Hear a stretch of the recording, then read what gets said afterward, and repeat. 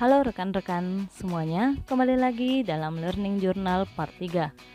Kali ini akan membahas tentang hal-hal yang dipelajari dalam agenda 1, materi kesiapsiagaan bela negara.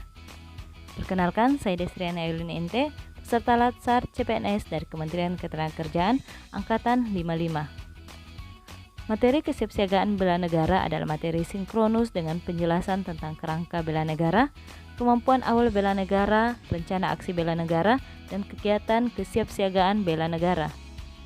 Berikut adalah ringkasan materi kesiapsiagaan bela negara. Rencana aksi bela negara dilakukan berdasarkan fungsi ASN, di mana setiap ASN harus mempunyai kesiapsiagaan baik secara fisik, mental, sosial, dan spiritual.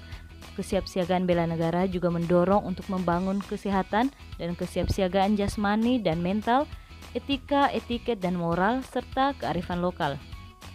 Kemampuan bela negara seseorang juga dilatih dengan berolahraga, olah rasa, serta olah pikiran. Dengan kesiapsiagaan bela negara, setiap ASN dibentuk sikap disiplin waktu, aktivitas, dan pengaturan kegiatan lainnya. Juga dapat membentuk jiwa kebersamaan dan solidaritas antar sesama rekan seperjuangan dan manfaat lainnya.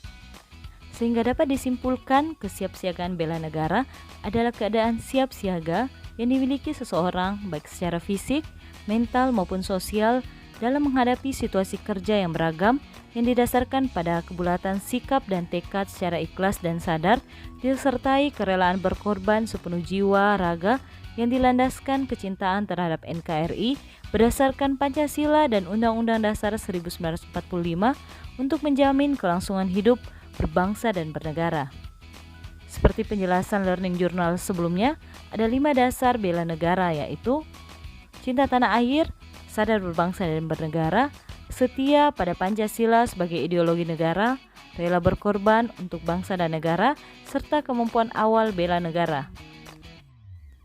Mari kita bahas satu persatu kelima nilai tersebut. Yang pertama, cinta tanah air.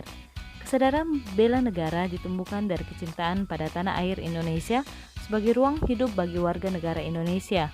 Juga kesadaran bahwa kemerdekaan bangsa diperoleh bukan dengan belas kasihan, namun dengan pengorbanan para pahlawan.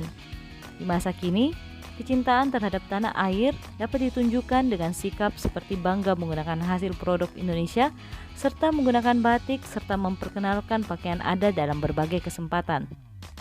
2. Sadar berbangsa dan bernegara. Untuk memiliki kesiapsiagaan bela negara juga diperlukan rasa sadar dalam berbangsa dan bernegara.